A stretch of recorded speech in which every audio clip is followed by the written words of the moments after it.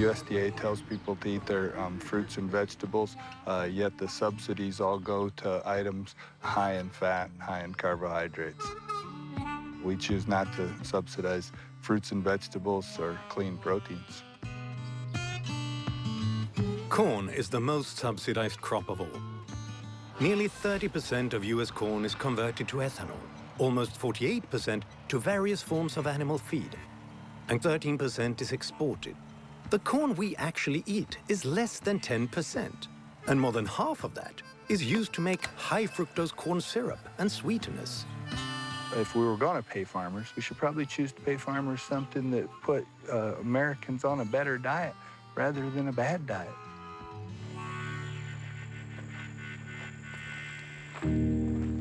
One of the original purposes of the Farm Bill was to ensure a dependable food supply. Today's farm programs fail to address that need, and many of our cities and rural areas have become food deserts, places where fresh food just isn't available. The city suffers from only having convenience stores and the gas stations that provide some kind of food products, but it's not enough to give people a nutritional and healthy meal. Pastor Marty Henderson founded Peace Gardens and Farms. The plan is to grow healthy food and make it available for the neighborhood. Several volunteers received Master Gardener certifications from the local university. All of these down here are bell peppers. We plan to provide food for 600 families every week. And so we have our work cut out for us, but we're looking forward to stemming this tide of food insecurity in Gary, Indiana. Hey, that's amazing. From that little seed, this is just what comes of it, ain't it? Yeah. Don't smell, but it tastes. Oh, that's pretty good. Yeah. Ain't real, huh? My grandmother sold 35 bunches of collard greens for 15 cents a bunch. That was how she made some money. I didn't know that the seeds for farming were being planted in me when I was a child. Pastor Henderson's farm receives no agricultural subsidies for the food that they grow. They are taking it upon themselves to work towards a solution for the food shortages in their community.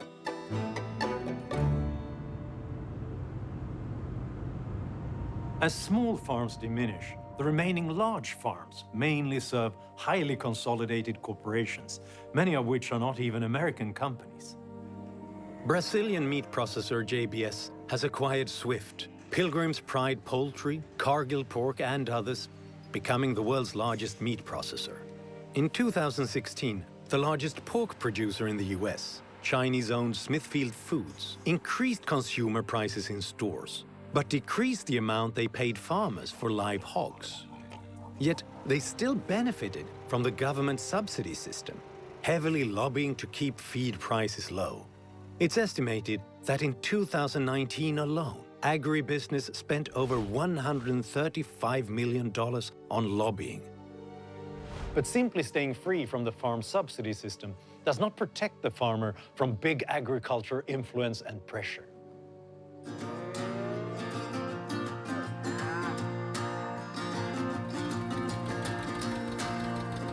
The Hawkins Farm in northeastern Indiana has been a working family farm since 1957. Today, Jeff Hawkins and his son Zach continue the tradition. So this is a 99-acre farm in Wabash County, Indiana, and my dad and I farm together. Jeff and Zach raise hogs, cattle, vegetables, and poultry. They sell primarily to families and restaurants in the area. And in the summer, Friday is brick oven pizza night. We embody what people romantically think about when they think about a farm. You know, big corporations put red barns and, cattle out in green pastures, on their labels. And we are that. In 2018, more than 9 billion chickens were raised for their meat. About 30 companies control 95% of the $31 billion industry, and they process more than 150 million chickens each week. The Hawkins farm processes around 200 birds per week. The state of Indiana grants an exemption that allows small farmers to process their own chickens on the farm, rather than sending them off to a large poultry processor. There are all sorts of regulations that need to be followed.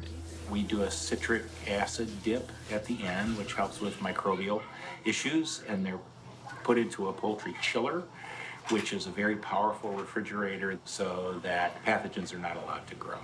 And it's a very safe, clean system.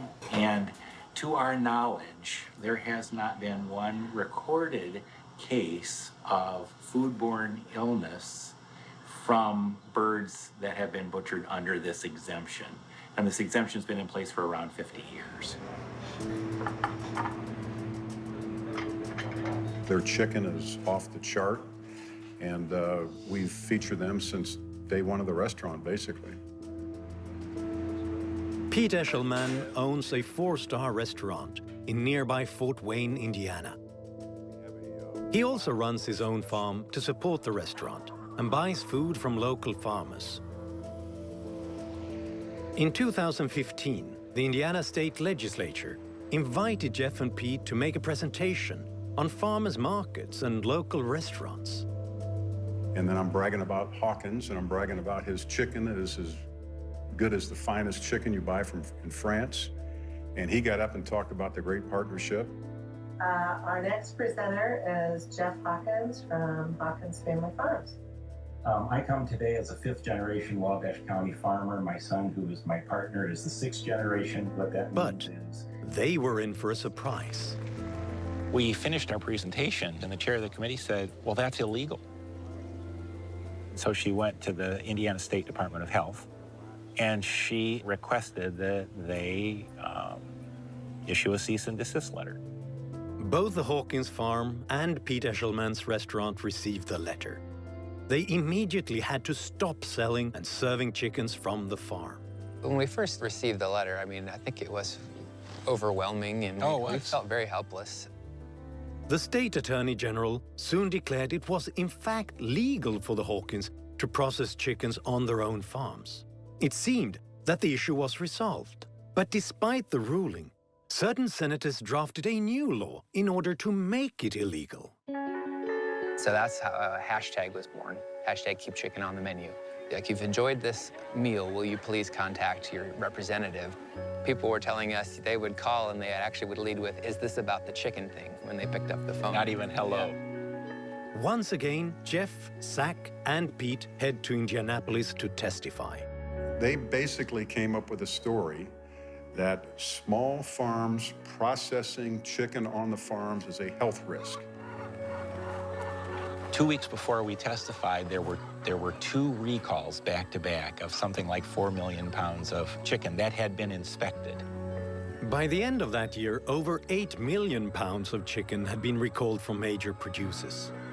In 2018 alone, there were 34 poultry recalls from the large producers. Remember, in over 50 years, there wasn't a single reported health issue with any small farms that were processing poultry under the exemptions. But it didn't seem to move the needle much, and that suggested that safety wasn't fully the argument. Why was tiny little, really unusual Hawkins farm a threat? The opposing side was not only represented by state regulators, but also by large agricultural lobbying interests, including the Indiana Farm Bureau, the Indiana State Poultry Association, the Indiana Pork Producers Association, and the Indiana Beef and Cattle Association. At this point, we're dead in the water. But when you uncover really what happened here, and it took a while to figure this out, it's all about eliminating competition. So if at that time, the large poultry producers, they're very well organized, they saw a small farm that was operating legally to process chickens on the farm, that's competition to them. And so how is one farm going to hurt these big producers of hundreds of thousands of birds, a year or more? It's because they don't want one farm, two farms, 100 farms, 500 farms, 1,000 farms. So the other thing is the value system associated with raising food locally, humane, drug-free, stress-free. You know where your food comes from. That gets people questioning a lot about what happens in industrial agriculture. It might be a use regulation to stifle competition thing. Nobody's declared that, so draw what conclusions you will. The social media campaign continued to create enormous public pressure. So local politicians took a closer look, without the influence of the agricultural lobbyists. Small farm owners were invited to meet with state agencies to redraft the bill. They brought us together with the Board of Animal Health and the Department of Health and kind of said, what can we do to make this better? Is there a creative solution here? Remarkably, a revised bill was drafted to everyone's satisfaction. And then that bill did pass. So we're under a new kind of regulation, but one that feels appropriate to what we're trying to do here. Right. It went from the worst form of government to try to put somebody out of business to actually an example how government works when you have the right people in place on all sides and you're willing to listen and kind of find common ground. We were braced for things to unfold the way they usually unfold. For the small farm to lose the battle.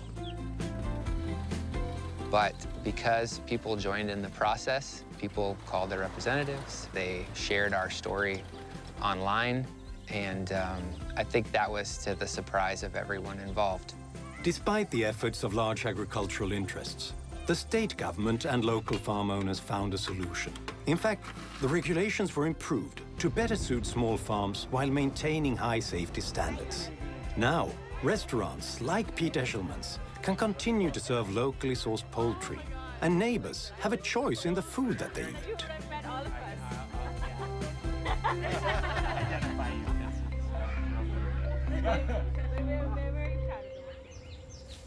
If you think that serious agricultural reform isn't possible, let me share the example of New Zealand. Up until the early 1980s, New Zealand farmers were generously subsidized, until the point that a third or more of farm income came from the central government. But in the mid-1980s, radical reforms virtually eliminated subsidies and opened up the world market. Many farmers struggled at first, but the end result is that New Zealand farmers increased their output. And New Zealand is now one of the most efficient agricultural producers in the world. I think there's hope, especially on farm subsidies. I think there is a bipartisan understanding that this is wrong. And there are people on both sides of the aisle who are talking about getting rid of farm subsidies.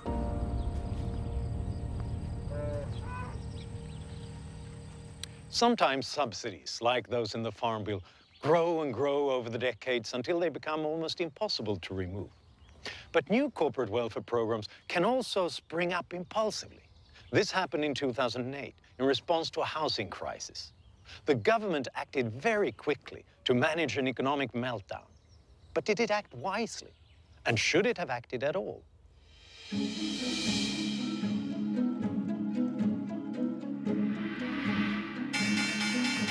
Today, fear on the floor of the New York Stock Exchange as investors worried the country is in the midst of an economic crisis unlike anything seen in decades. Markets around the world are coming off the worst week since the crash of 1929. Finance Minister. In 2020, an unprecedented pandemic caused a global economic crisis. Before that, the world also experienced a crisis in the crash of 2008. Major investment firms failed, housing foreclosures skyrocketed, and millions lost their jobs. The government played a unique role in both the cause and reaction to that crash. Have any lessons been learned? In 2008, John Allison was CEO of BB&T, one of the 25 largest banks in the country. Everybody in my family that ever graduated from college and a professor got me very interested in finance, and that's how I ended up going in the banking business. I became CEO in 1989. We were $4.5 billion in assets, and we had grown to $152 billion in assets during my tenure as CEO. Today, Allison is retired as CEO. He's an author and educator and often lectures on the lessons to be learned from the 2008 crisis. I wish in a way I had a more fun subject to talk about than the financial crisis, but it's actually a very important subject. Whether you know it or not because of your age, I am sure it had an impact on your family and your family's friends. It was a dramatic event, a very dramatic event. And if we draw the wrong conclusions, we're going to make the same mistakes again. And the thing that hurt people the most was in the housing market. Part of the origins of the crisis can be traced back to Freddie Mac and Fannie Mae, a pair of federally created lending institutions. In the early 1990s, President Clinton demanded that they start having half their loans in what was called affordable housing, now called subprime lending. And a lot of economists said, wow, that's risky. With the backing of government lenders and financial institutions, banks dramatically increased their number of subprime loans given to people with low credit ratings. Soon it became much too easy for people to borrow more than they could afford, making what the government called affordable housing loans, which actually were unaffordable to the borrowers, became a big business.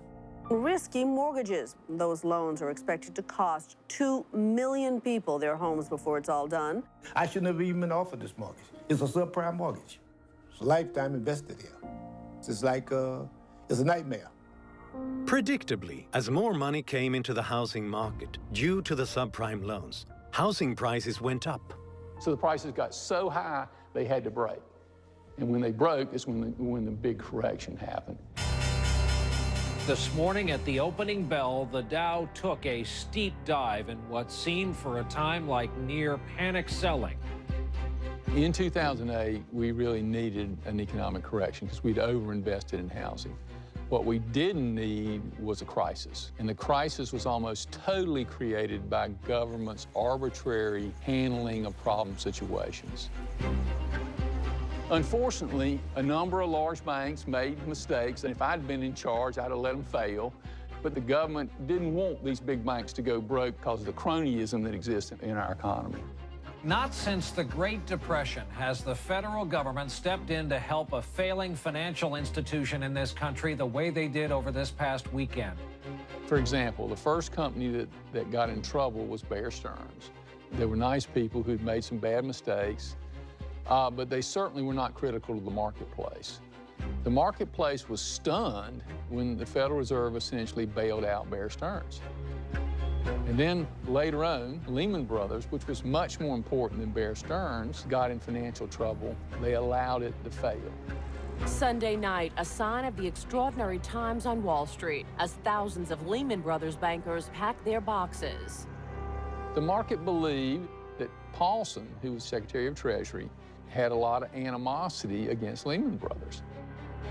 These government bureaucrats can just make it up however they want to make it up. But how do you deal with there's no rule of law? And that's what took a correction and turned it into a crisis. Government interventions became chaotic. Wachovia was essentially taken over by the Federal Reserve and sold to Citigroup. But everybody in the market knew that Citigroup was in more financial trouble than Wachovia. Because this is crazy. You're selling a bad bank to a worse bank. How's that supposed to work out? And a few days later, they ended up selling Wachovia to Wells Fargo. They just reneged on a legal contract they had signed with Citigroup. They just said, sorry, we're out of it. The American taxpayer has been asked to take on a big burden all at once. $700 billion to shore up a financial system on the verge of collapse. A lot of people have heard about what's called the bank bailout. It's technically called the TARP program. The reason healthy banks were forced to take TARP is Bernanke, who was head of the Federal Reserve, was afraid that if he just bailed out the bad banks, that would mark those banks. So he very much wanted the healthy banks to participate, so it looked like a bailout of the industry instead of a bailout of banks. And the good banks, like BB&T, would be painted with the same brush as the bad institutions. All banks were forced to take a bailout loan from the government, whether they needed it or not. This policy hid which banks had made poor financial decisions. In BB&T's case, we didn't need the money. We had to pay a very high interest rate, and the net cost is between $50 and $100 million for money we did not need and did not want. The myth that deregulation and greed on Wall Street caused the financial crisis and the government stepped in and saved the economy is not true. Unfortunately, government policies which had good intentions, like affordable housing, created very bad outcomes. When government starts interfering with market processes, it often produces very bad results, even when their intentions sound good. So we've seen how the federal government's good intentions can have terrible results. But what happens when government officials decide to fully step out of the way and deregulate an industry? That's exactly what happened in 1980.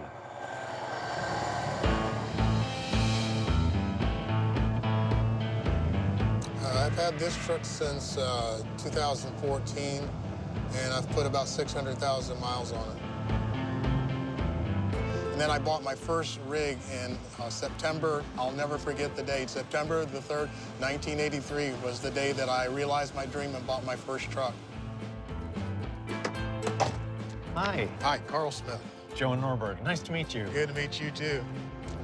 I started in business back in 1983, and they had just deregulated the trucking industry to where now small-time operators like me can be in a small trucking business for themselves.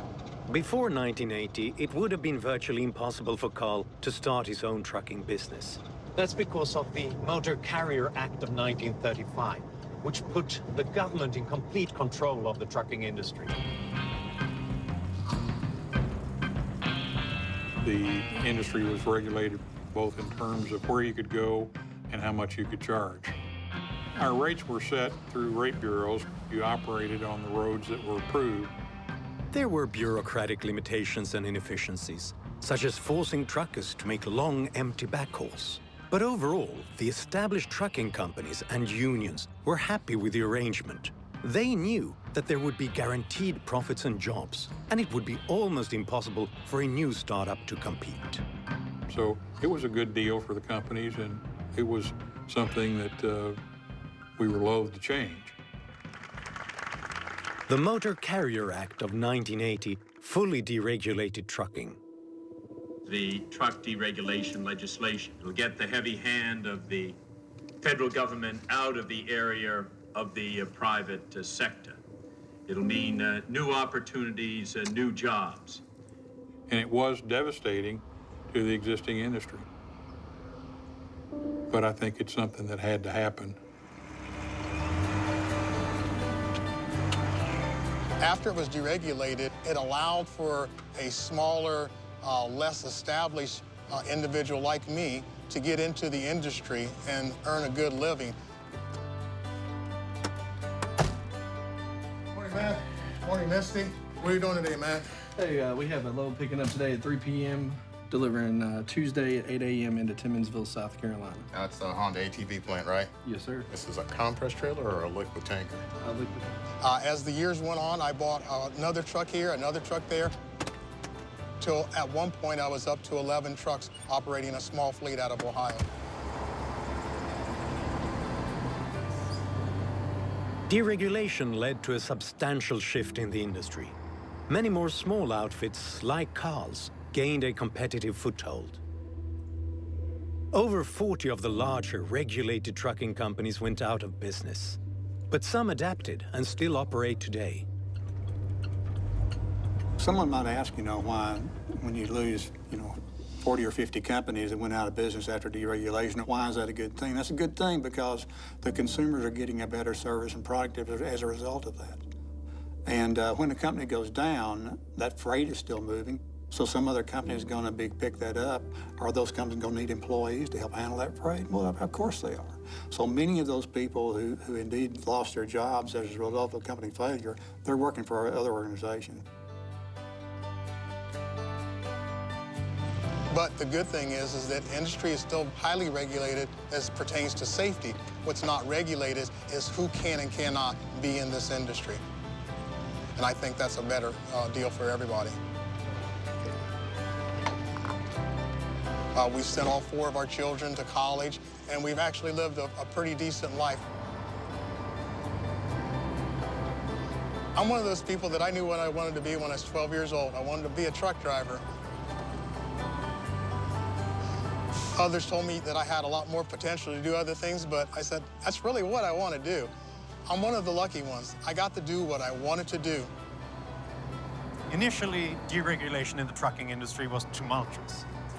But in the end, the American consumer benefited from lower shipping costs and more efficient service. And new truckers like Carl could enter the industry and make their mark. Thank you so much for sharing your story and spending time with me today. Thank you, John. This has been great. Take care.